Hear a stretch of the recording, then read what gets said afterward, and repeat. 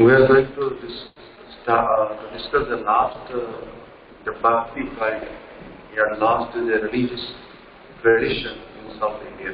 Okay. Till now, we have discussed about the Alvards, about the 9 months. ठीक है, ये हमने कल डिस्कस किया. आज जो है आज 21 कल्ट के बारे में हम डिस्कस करेंगे. एक छोटा सा कल्ट है जो शिवा की पूजा करते थे. ठीक है, बट शिवा की मूर्ति की पूजा नहीं करते थे. They used to worship the linga of Shiva, right? So this cult, it was called, named as Veera Shiva. ठीक, एक वीरा शिवा की बात करेंगे. ठीक है, अभी तक हमने 2 कल्ट पढ़े थे. एक कल्ट जो है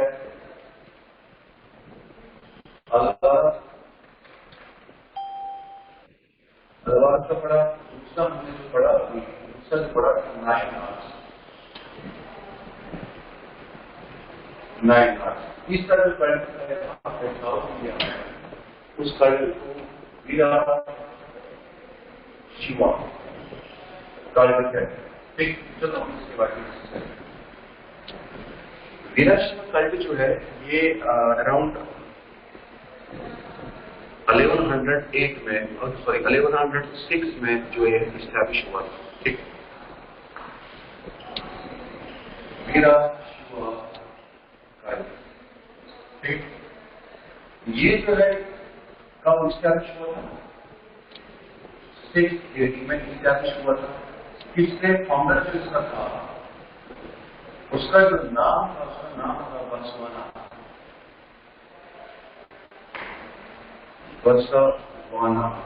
और ये बंदा जो था, ये मिनिस्टर था एंड काला चोरी.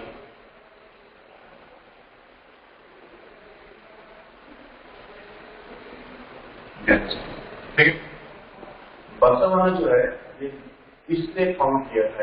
ये वीरा शिवा जो कल्ट था, ये बसवाना ने फाउंड किया था. और बसवाना कौन था? वो मिनिस्टर था. काला चोरी डायनेस्टी में जो रूल कर रहे थे, सॉरी काला डायनेस्टी, काला चोरी जो डायनेस्टी थी जो कर्नाटक में रूल कर रही थी. ठीक है, यहाँ पे रूल कर रहे थे.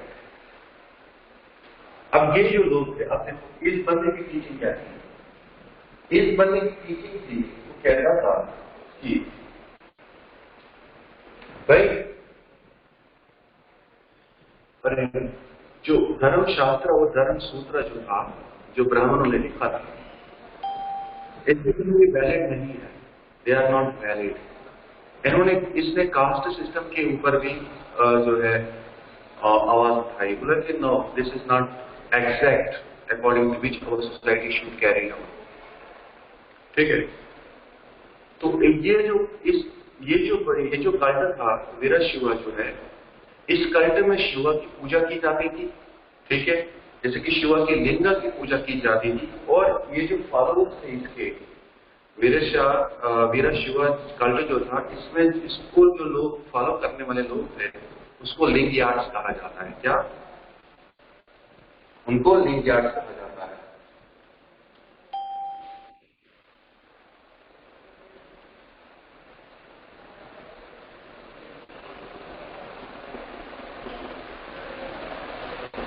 इंपॉर्टेंट फीचर्स क्या थे इस कल्ट के? एक, वर्शिप ऑफ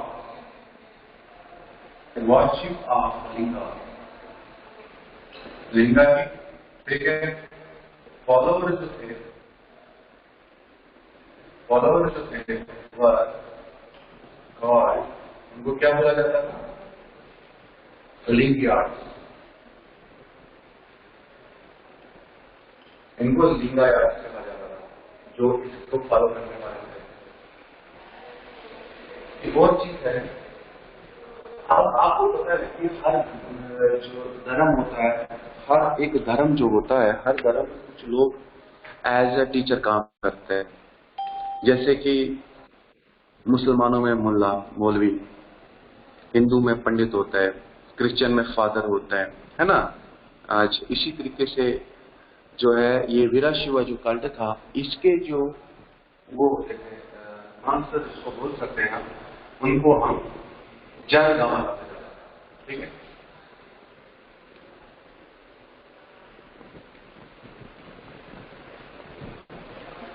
जल गामा जो है वह D respect,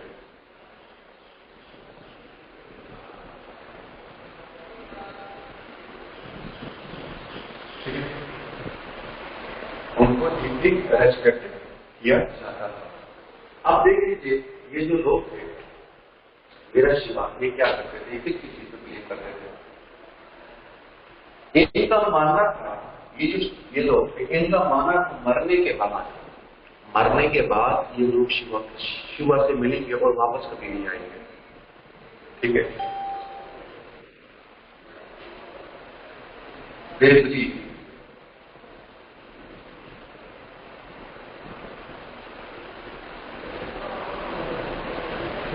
They believe that after death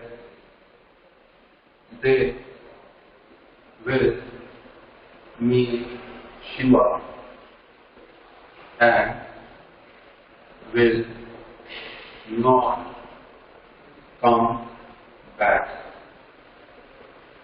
ये बोलते थे कि मरने के बाद ये जो इसके फॉलोअर जो थे, वीरा शिवा जो कल्ट को फॉलो करने वाले लोग थे, ये बोलते थे कि भाई मानते थे, इनका विश्वास था हमारे मरने के बाद जब हम जाएंगे हम शिवा से मिलेंगे और उसके बाद कभी वापस नहीं आएंगे।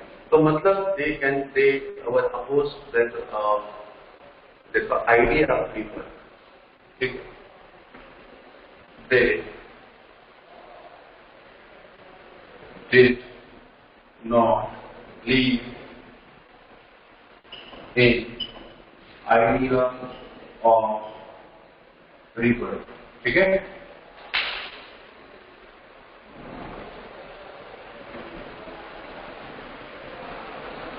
तो rebirth प्लस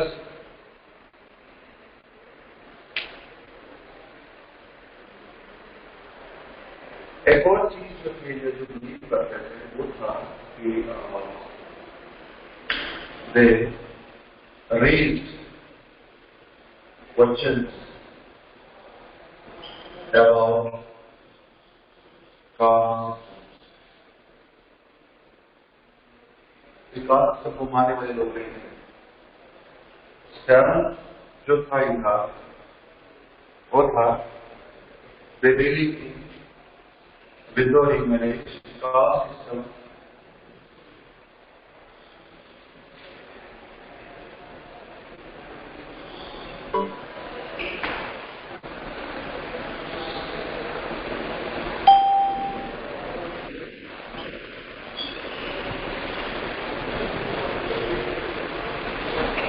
ये withdrawing marriage में बिलीव करने वाले लोग थे और the marriage after getting the puberty समझ में आ रहा ना, एक हमारी बॉडी में जो बायोलॉजिकल चेंजेस होती हैं उसके बाद इंसान शादी कर सकता है। था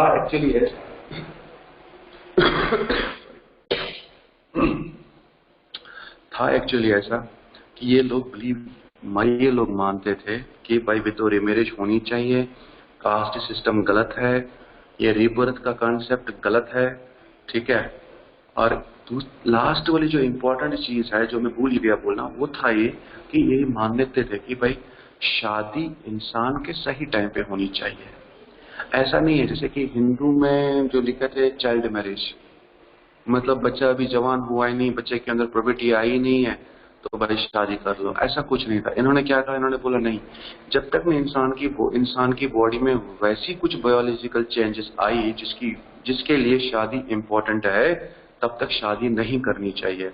मतलब बच्चा, सपोज एक बच्चा होता है, उसका तो उसके जेंडर का पता ही नहीं होता जब तक न उसकी बॉडी में बायोलॉजिकल चेंजेस आ जाएंगी। जैसे जैसे बायोलॉजिकल चेंज आती हैं तो पता चलता है इंसान को कि भाई वो क्या है, लड़का है लड़की है, क्या है वो, समझ में आई ना बात। उसके बाद ही उसकी शादी करनी चाहिए, उससे पहले नहीं। समझ में आ रहा?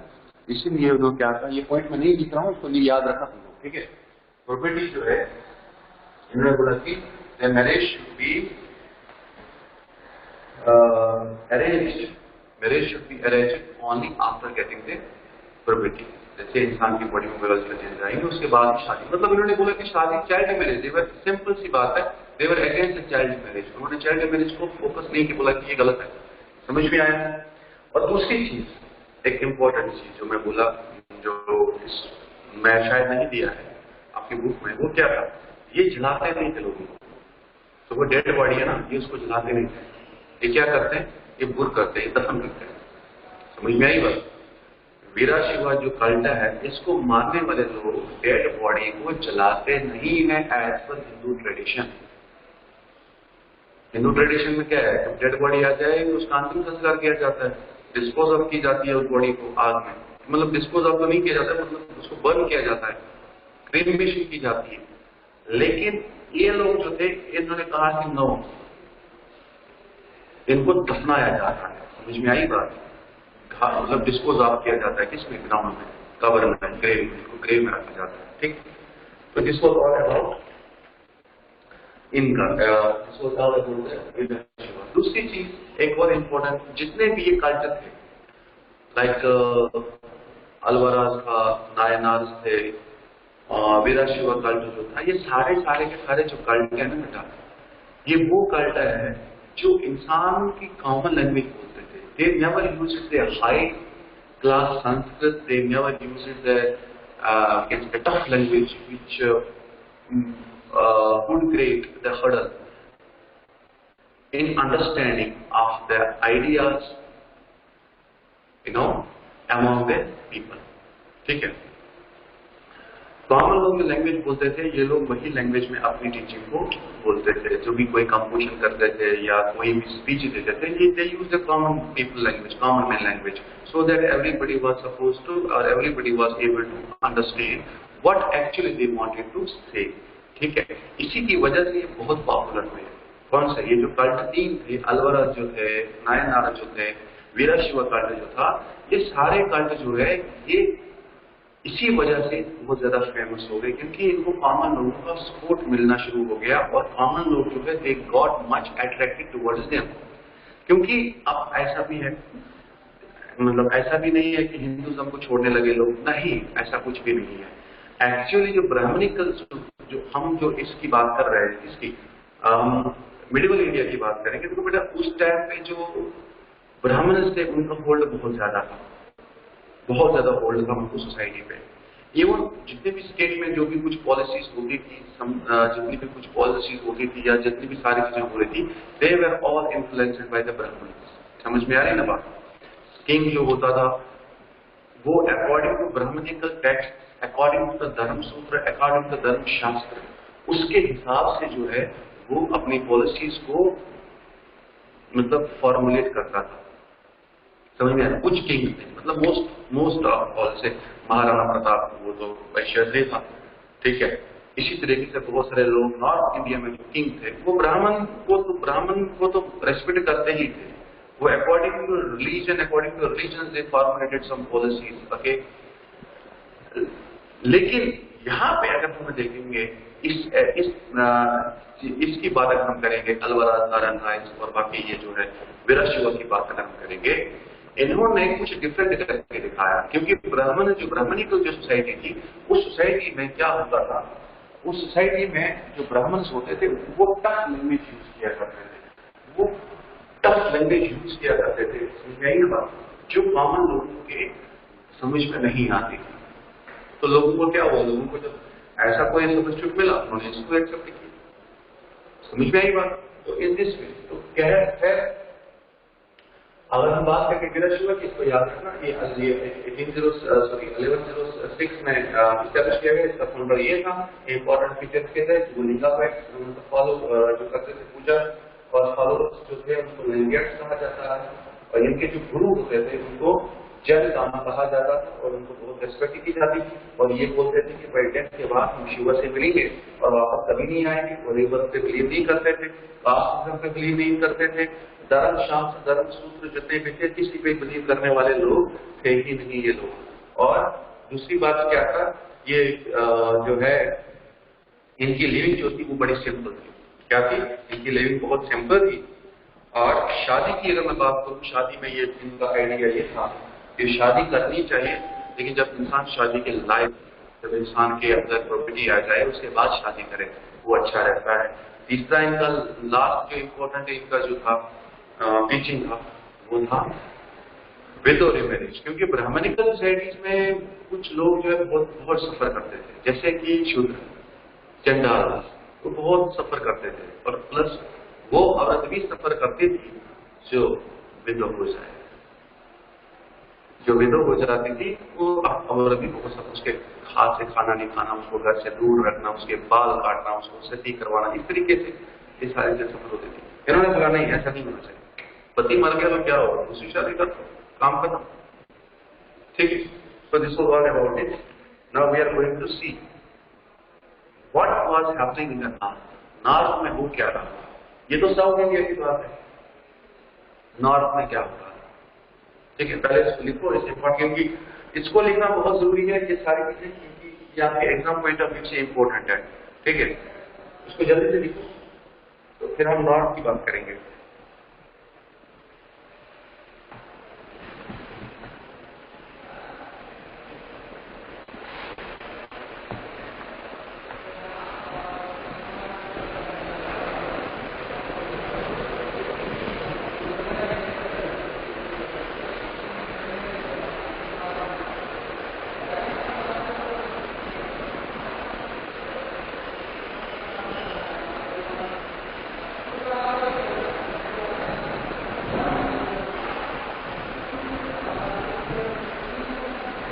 जैसे होगा तो मुझे बोल देना, ठीक है।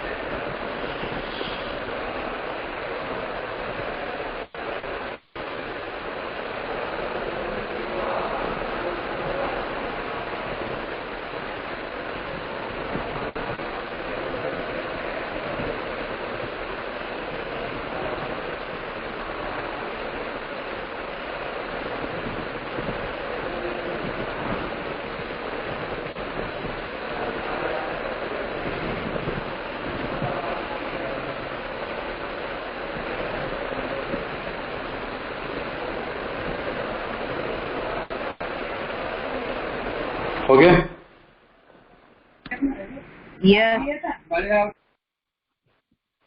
चलो,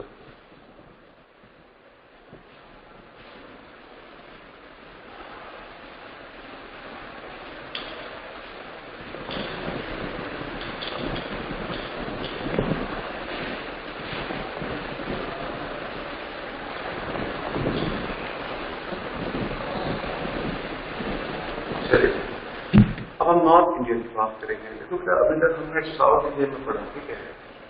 We have gone through the different religious cults in the South India. South India के बारे में हमें पढ़ा कि भाई कहाँ पे क्या हो रहा था, तीन कल्ट्स। लेकिन उस टाइम पे नॉर्थ में हो क्या रहा था,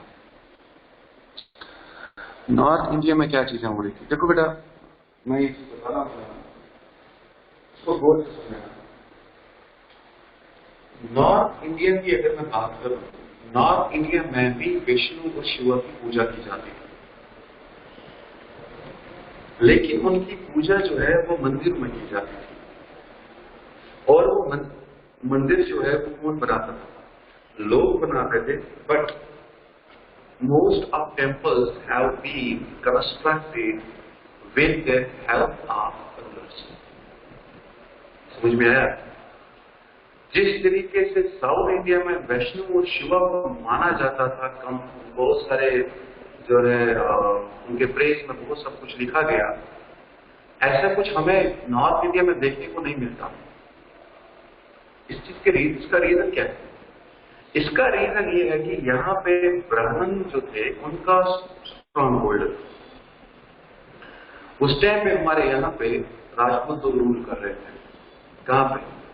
नॉर्थ इंडिया में उस टाइम पे बहुत सारे राजपूत जो लोग रूल कर रहे थे, और उनके अंडर, उनकी स्टेट्स में ब्राह्मण जो थे वो हर कोई काम करते थे। जैसे कि वो सेक्युलर रिचुअल्स होता था उसको भी कर लेते थे, कोई धार्मिक होता उसको भी कर लेते थे। तो स्ट्रांग होल्ड था। इसी वजह से जो है कि यहाँ पे ऐसा कुछ हमें देखने को नहीं मिलता, कोई नया कल्ट हमें देखने को नहीं मिला यहाँ पे नॉर्थ इंडिया में। अब ऐसा भी नहीं है कि यहाँ पे कुछ लोग नहीं थे कि भाई जो कुछ करना चाह रहे थे, जो मतलब साउथ इंडिया में जिसका नए रिचुअल्स डेवलप हुए वो यहाँ पे डेवलप नहीं करना चाहते थे, ऐसा भी नहीं है। यहाँ पर भी लोग थे, जैसे कि जोगीज थे, नाथ थे, सिद्धीज थे। ये लोग वो लोग थे जो ब्राह्मणिकल टेक्स्ट के अनुसार आउटकास्ट थे। ये आउटकास्ट, ये बहुत इंपॉर्टेंट बंदे थे हमारे नॉर्थ इंडिया में। इंपॉर्टेंट क्यों थे? They important in terms of trade. ये क्राफ्टमैन थे, ठीक है, जोगी, नाथ, सिद्धीज, ये बहुत इंपॉर्टेंट लोग थे जिन्होंने रिलीजन पे क्वेश्चन उठाए, वो raised the question about on the Vedas, okay, on the authority of धर्मशास्त्र, धर्मसूत्र, उसके ऊपर इन लोगों ने क्वेश्चन उठाए। बट ये लोग थे कौन? अब बताता हूं। ये लोग वो लोग थे जो क्राफ्टमैन थे, ठीक है, स्किल्ड क्राफ्टमैन थे। हुआ क्या था, जैसे जैसे अर्बनाइजेशन हुआ, जैसे जैसे अर्बनाइजेशन हुआ, इनकी चीजों की डिमांड बढ़ती चली गई। जब बढ़ती चली गई तो भाई उन्होंने प्रोडक्शन ज्यादा किया, मतलब इनके पास पैसा आना शुरू हुआ। फिर और जब एशिया और इंडिया, मतलब लॉन्ग, जब एशिया इंडो एशियन ट्रेड जब होने लगा, सिल्क रूट या बाकी ईरान या बोल सकते हैं चाइना या बोल सकते हैं यूरोप, इनके साथ जब ये हमारा ट्रेड होने लगा, इनका जो क्या हुआ, इनका स्टेटस कुछ ज्यादा ही अप हुआ। जब इनका स्टेटस ज्यादा अप हुआ तो इन्होंने क्या किया, इन्होंने क्वेश्चन उठाने शुरू कर दिया। Now they are having the money, they occupied the important place in the society. इन्होंने क्या किया, इन्होंने वेदास के क्वेश्चन उठना शुरू कर दिया। इन्होंने इनका मानना यह था कि whatever is written in the Veda, that is not authenticated. सीधा they raised the question on what authority of Vedas. और ये लोग भी, मैंने कहा था कि जो लोग कुछ समाज से कुछ डिफरेंट करना चाह रहे हैं, वो हमेशा वही लैंग्वेज बोलते हैं जो कॉमन लोग बोलते हैं। समझ में आई बात? वो हमेशा वही लैंग्वेज यूज करते हैं जो कॉमन लोग बोलते हैं। तो इनका भी वही सिस्टम था। अब हुआ क्या, इसके बाद भी, कॉमन लैंग्वेज बोलने के बाद भी, ये सारी चीजें, होल्ड ऑन बेटा, होल्ड बेटा,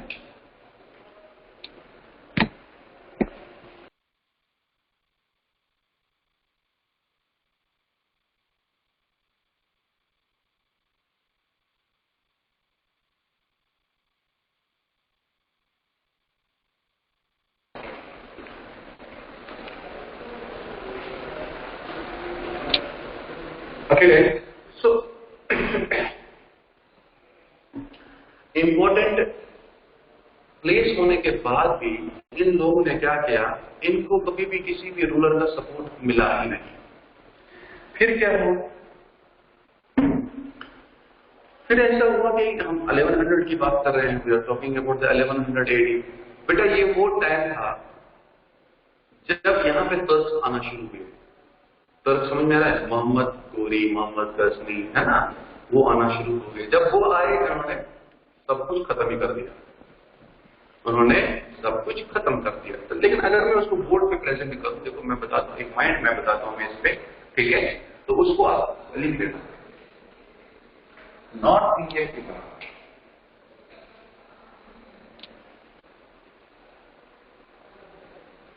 नॉर्थ इंडिया में क्या हो रहा था, यहाँ पे राजपूत लोग रूल कर रहे थे।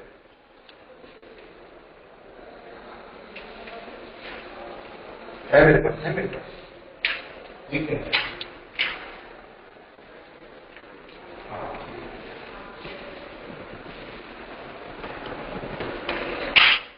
ओके, यहाँ पे राजपूत लोग रूल कर रहे थे, ठीक है, और राजपूत रूल जो कर रहे थे, और उनकी डायनेस्टी में, उनके जितने भी राज्य थे, वहां पे ब्राह्मण were having strong होल्ड। ब्राह्मण लोग जो थे वो दो फंक्शन भी करते थे, एक रिलीजियस फंक्शंस वो भी परफॉर्म करते थे एंड सेक्युलर फंक्शन भी ये परफॉर्म करते थे। ठीक है, दोनों परफॉर्म करते थे।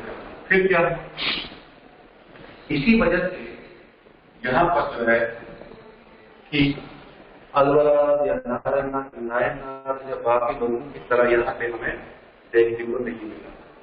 ठीक है, अब राजपूत में एक और चीज भी याद रखना है, नॉर्थ इंडिया में शिवा और विष्णु इनकी पूजा की जाती थी, पर कहां पे, टेम्पल्स में की जाती थी।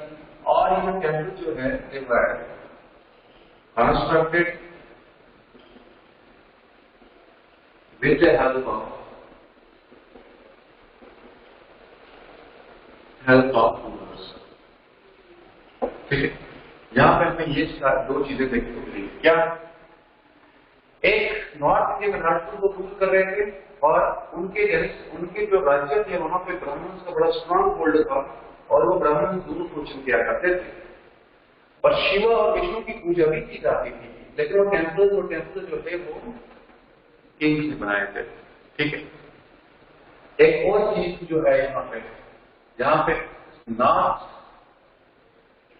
North जोगिस and cities. ठीक है, ये तीन लोग रहते थे हमारे नॉर्थ इंडिया में।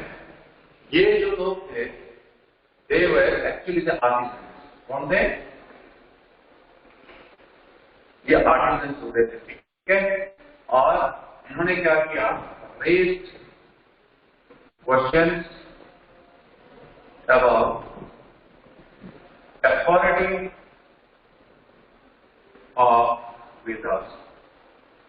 इन्होंने क्या किया, इन्होंने वेदास पे जो है क्वेश्चन उठाने शुरू कर दिए। ठीक है, और ये सिंपल लैंग्वेज भी बोलते थे। बट उसके बाद भी इनको सपोर्ट नहीं मिला। इन लोगों को सपोर्ट नहीं मिला। किसका? किंग्स का। तो तीन एस्पेक्ट आपको इसमें याद रखना है। एक ये ब्राह्मण का, दूसरा पूजा का, तीसरा जो है यहाँ पे इन लोगों को छोड़ के तीसरा ग्रुप भी था जिनको जोगिस इनको फॉलोइंग तो मिली, but they never got the support from the ruling dynasties. ठीक है, क्योंकि ब्राह्मण की वजह से। ठीक है, उसके बाद हम 1100 की बात करेंगे और यहां पर आपको देखने को मिलेगा 1100 में। ठीक है, हम यहाँ पे दो आए और तो जिसकी वजह से एवरीथिंग जो था, एवरीथिंग फिनिश हो गया, सब खत्म हो गया। इन्होंने यहाँ पे यूनिवर्सिटी बना दी, यहाँ पे दिल्ली सुल्तानेट बना दिया उन्होंने। ठीक है, और नए कल्चरल एंड रिलीजियस चेंज उन्होंने लाना शुरू कर दिए। जैसे कि इसमें इन्होंने क्या किया, एक सूफी कल्ट आया था, तो उसकी वजह से जो है एक सूफी कल्ट आया। इसको ये माइंड में आपको ये याद रहेगा आपको। उसके बाद हम आगे पढ़ेंगे the new standard fabric of Islamic tradition. ठीक है,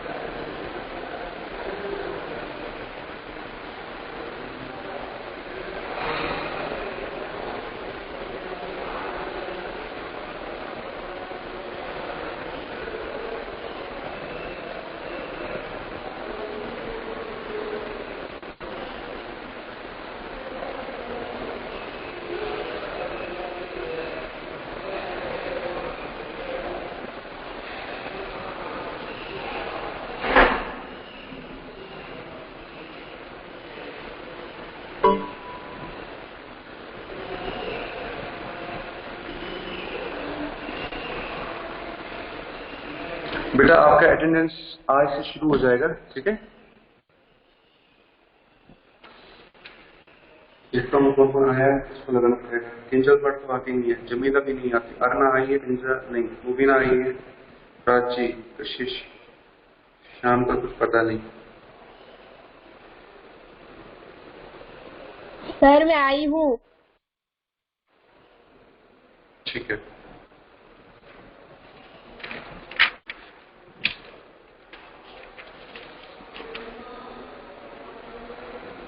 हो गया?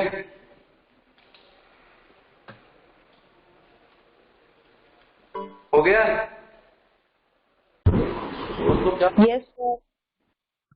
तुम लोग क्या करते हो, तुम लोग स्क्रीनशॉट लेते हो बेटा। स्क्रीनशॉट लेने के बाद तुम लोग इसको लिख नहीं पाते, इसलिए इसको साथ साथ में लिखा करो। जो मैं टाइम देता हूँ ना, इसी के साथ साथ ही अपना काम निपटाया करो, तो फिर शाम के टाइम पे आपको दिक्कत नहीं होया करेगी आंसर ढूंढने में। स्क्रीनशॉट लेते हो, बोलते हैं चलो कल कर लेते हैं, फिर कल नहीं हो पाता हो तो काम रह जाता है, ठीक है। साथ साथ में रखा करो।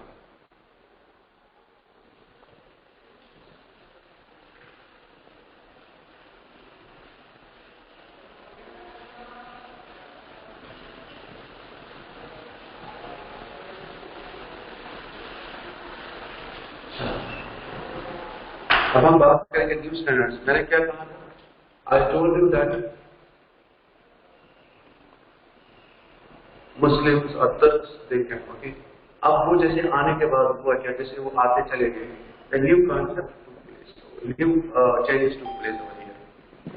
सबसे पहली बात है, like India, again India is in subcontinent, है ना, we call it Indian continent.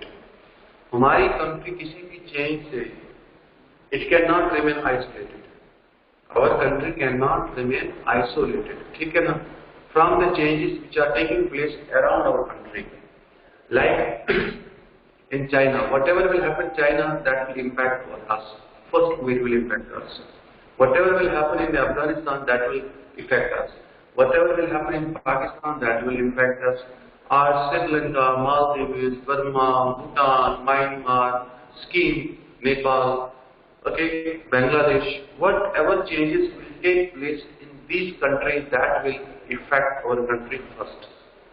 Second point is, जिस तरीके से like we are in the subcontinent, and we are open to get influenced. In the same way, our country can get influenced by the environment in the different countries of the world, by the environment throughout the world. हमारी country उससे भी हो सकता है। मतलब ये है कि हमारी कंट्री जो है, इंडियन सब कॉन्टिनेंट जो है, या हमारा देश जो है, ये अपने आप को आइसोलेट डायरेक्टली इनडायरेक्टली हमारे ऊपर तो इम्पैक्ट पड़ेगा ही पड़ेगा। दुनिया में कोई भी चीज हो ना, उसका इम्पैक्ट तो हमारे ऊपर पड़ता ही पड़ता है। जैसे कि अभी की बात करो, like talking about this pandemic, कहाँ हुआ? चाइना में हुआ। कहा चलो हमें चाइना से नहीं मिलाए, लेकिन ये दूर घूम घूम के आया था, पहुंच तो गया ना इंडिया में। इसी तरीके से हम लोग भाग नहीं सकते, we cannot isolate ourselves, ठीक है। ऐसा ही हुआ इन 11th century AD, ठीक है। द वर्ल्ड वॉज चेंजिंग, दुनिया चेंज हो रही, इंडस्ट्रियलाइजेशन हो रहा था, ठीक है, और कॉलोनाइजेशन भी हो रहा था, इंपीरियलिज्म पीक पे था। ये सारी चीजें जो है ये चल रही थी, एक्सप्लोरेशन भी हो रही थी नई नई कंट्रीज की। तो हमारी कंट्री इन चीजों के प्रभाव से दूर नहीं रह पाई। उसका हमें एग्जाम्पल देखने को मिलता है 711 की बात है। 711 की बात है। The first Muslim who reached in India और इंडियन सब कॉन्टिनेंट। देखो बेटा, 711 तक हिंदुस्तान में, इंडियन सब कॉन्टिनेंट में कोई भी मुसलमान नहीं था। इस चीज को दिमाग में रखना, ठीक है। 711, ठीक है, कोई भी मुसलमान हिंदुस्तान में नहीं था। 780 में हुआ क्या? द फर्स्ट मुस्लिम उसका नाम क्या था? मोहम्मद बिन कासिम। ये पहला मुसलमान है जिसने हमारे यहाँ पे अटैक किया और कब्जा भी कर लिया। लेकिन इसने किस पे कब्जा किया?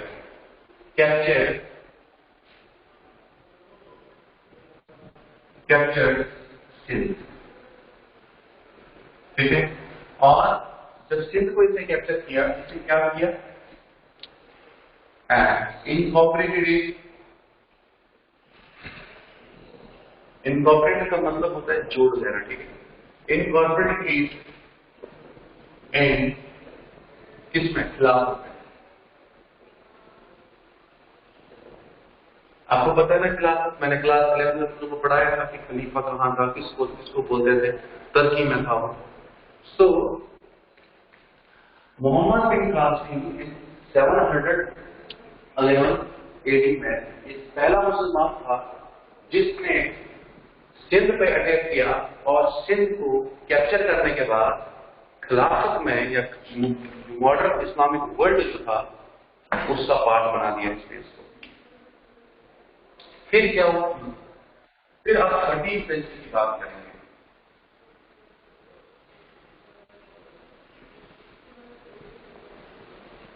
फिर 13वीं सेंचुरी की बात करेंगे। 13वीं सेंचुरी में आपको बहुत सारी चीजें देखने को मिलती हैं, जैसे कि Delhi sultanate.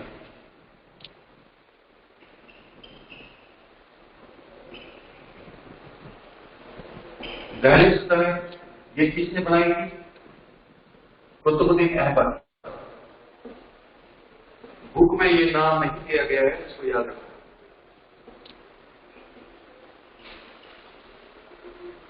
Qutubuddin Aibak was the first ruler of Delhi Sultanate। ठीक है। इसने फाउंड नहीं किया था दिल्ली सुल्तानेट, एक्चुअली इसने फाउंड किया था। बट थोड़ा सा मैं बताता हूँ इसके बारे में। मोहम्मद गोरी। मोहम्मद गोरी जो था, इसने क्या किया? इसका एक जनरल था। ठीक है। उसका नाम, उसका एक स्लेव था, उसका नाम था ये कुतुबुद्दीन। कुतुबुद्दीन उसका नाम था। इसने क्या किया? इसने अटैक किया हिंदुस्तान पर, पंजाब पे इसने अटैक किया और खुद वापस चला गया। मोहम्मद गोरी खुद वापस चला गया। यहाँ पे किसको छोड़ा? स्लेव को। ये स्लेव कौन था? कुतुबुद्दीन ऐबक। समझ में आया? तो इसने भी यहाँ पे दिल्ली सुल्तानेट का फाउंडेशन रखा। कहाँ पे? इंडिया में दिल्ली सुल्तानेट का फाउंडेशन रखा। फिर क्या हुआ? ये तो नॉर्थ इंडिया की बात है। दिल्ली जो है ये नॉर्थ इंडिया की बात है। नॉर्थ इंडिया में इसने ये बना दिया। ठीक है। लेकिन साउथ इंडिया में नहीं बन गया। फिर क्या बना? फिर दक्कन सुल्तानेट भी बना। फिर दक्कन सुल्तानेट भी बना, जैसे कि ब्राह्मणी किंगडम बना, है ना? ब्राह्मणी किंगडम बना। फिर वो डिवाइड हुआ कुतुब शाही, निजाम शाही। इन मतलब कुतुब शाही, निजाम शाही, विजयपुर, इन जो है नए नए टेनेंसीज वहां पे फिर बनना शुरू हो गई। खैर वो दिल्ली सुल्तानेट की। फिर आप देखेंगे 1526 में मुगल आ गए। मुगल आए तो मुगल से क्या किया? मुगल से सबसे पहले कौन था रूलर? सबसे इंपॉर्टेंट से मुगल ने फाउंडेशन रखी, उसका नाम था बाबर। तो ज़हीरुद्दीन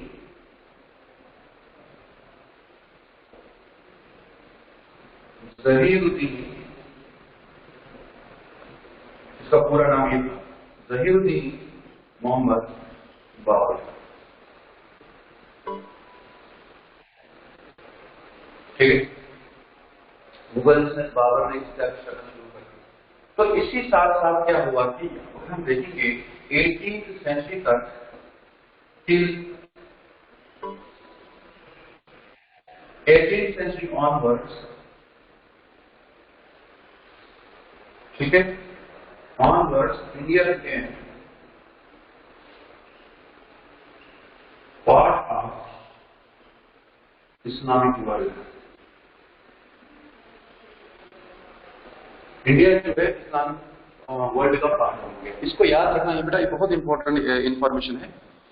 सबसे पहले मोहम्मद बिन कासिम आया हिंदुस्तान में, मतलब हिंदुस्तान में तो नहीं है, सिंध में। ये पहला मुसलमान था जिसने इंडियन सब कॉन्टिनेंट के किसी पार्ट को किसके साथ जोड़ दिया? खिलाफत के साथ। फिर उसके बाद 13वीं सेंचुरी में दिल्ली सुल्तानत बन गया, जो दिल्ली सुल्तानत बन गया, वो कुतुबुद्दीन ऐबक ने बनाई थी। उसके बाद दक्कन सुल्तानियत बन गया। फिर 1526 में मुगल्स आ गए हमारे यहाँ पे, और मुगल एम्पायर जैसे कि जहीरुद्दीन मोहम्मद बाबर उस बंदे का नाम था, और इसने यहाँ पे अपनी सल्तनत या मुगल सल्तनत बोल सकते हैं हम, या मुगल एम्पायर बोल सकते हैं, यहाँ पे इस्टेब्लिश किया इसने। समझ में आई बात? अब यहां से ही पता चलता है कि मुगल एम्पायर के बाद मुगल एम्पायर के इस्टेब्लिशमेंट के बाद India became the part of Islamic world. अब एक और चीज यहाँ पे आती है। अब सवाल ये होता है, यहाँ पे हमने क्या देखो, अभी तक यहाँ पे कौन रूल कर रहे थे? राजपूत जेनेसिस में कौन इंपॉर्टेंट रोल प्ले कर रहे थे? ब्राह्मण, है ना? अब वो कॉन्सेप्ट ही खत्म हो गया। अब उनका फोल्ड नहीं करने लगा, क्योंकि मुगल एम्पायर इस्टेब्लिश हुआ, इनकी लैंग्वेज अलग है, इनका कल्चर अलग है, सब कुछ अलग है। ठीक है, अब क्या हुआ? अभी चेंज होगी। अब हुआ क्या यहाँ पर? आपको देखने को मिलेगा कि ये जो मुगल एम्पायर्स थे, ये जो मुस्लिम एम्पायर्स थे, उनको हमेशा गाइड कौन करते थे? उलेमा। इनको हमेशा उलेमा गाइड किया करते थे। फिर उलेमा ने क्या किया? उलेमा ने एक और कॉन्सेप्ट निकाला है, जमी कॉन्सेप्ट। एक कैटेगरी को बना दिया इन्होंने, दैट्स कॉल्ड द जमी। जमी कौन थे? जमी वो लोग थे कि जो जमी कैटेगरी के लोग वो लोग थे जो इस्लाम को एक्सेप्ट नहीं करने वाले थे, जिन्होंने इस्लाम को एक्सेप्ट नहीं किया, मतलब हिंदू लोग। और हिंदू लोगों के ऊपर फिर उन्होंने टैक्स लगाया, बोला कि आपको प्रोटेक्शन मनी देना पड़ेगा। वो कौन सा मनी है? वो कौन सा टैक्स है? उसको बोला गया जजिया। क्या बोला गया? जजिया। जजिया उन्होंने नाम सुना होगा। जजिया टैक्स जो है, टैक्स इन लोगों ने देना शुरू कर दिया, दैट वाज इट। अब एक और इम्पोर्टेंट चीज है, आपको यहाँ पे देखने को मिलेगी, being a student of historian, ये जो जैसे भी मुस्लिम रूलर आए ना, whatever policy they followed, implemented in India, जो भी पॉलिसी उन्होंने इम्प्लीमेंट किया, वो सारी की सारी लोगों को ध्यान में रख के किया। आपको जैसे कि मिलेंगे आपको यहाँ पे जो जैन थे, ज़ोरास्ट्रियन थे, हिंदू थे, क्रिश्चियन थे, सबको ग्रांट्स मिले, सबको लैंड ग्रांट्स मिले, जैसे कि औरंगजेब ने दिया था क्रिश्चियन को, ठीक है, जीव को दिया था, अकबर ने दिया था सारे लोगों को ग्रांट्स, लैंड ग्रांट्स। मतलब इनकी जो पॉलिसी थी that was liberal to some extent. ठीक है, अब क्वेश्चन लिखो तुम लोग। एक क्वेश्चन जियोग्राफी का है, write down classification and problems of human settlements। एक दूसरा जो लिखो, description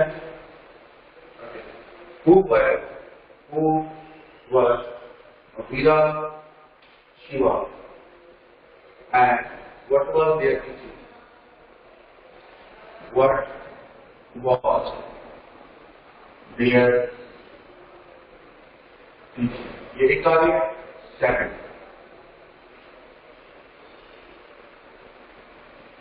Y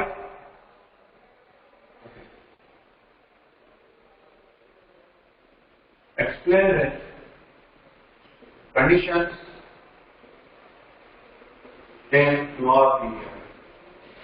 north India during 11th century।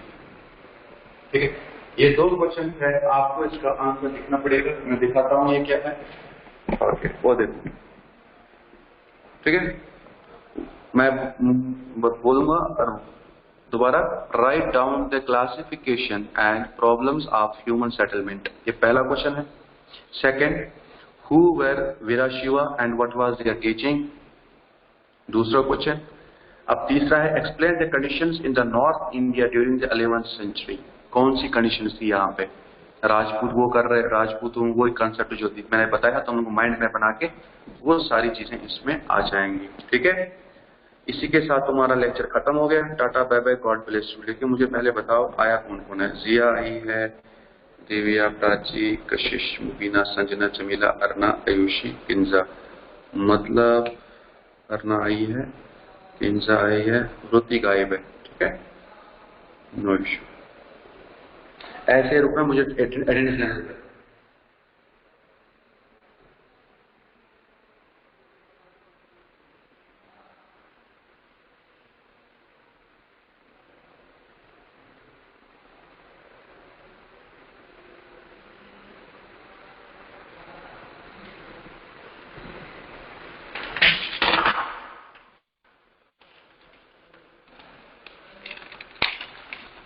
रुको बेटा, ऐसे ही रखो। आज डेट है 9 है ना?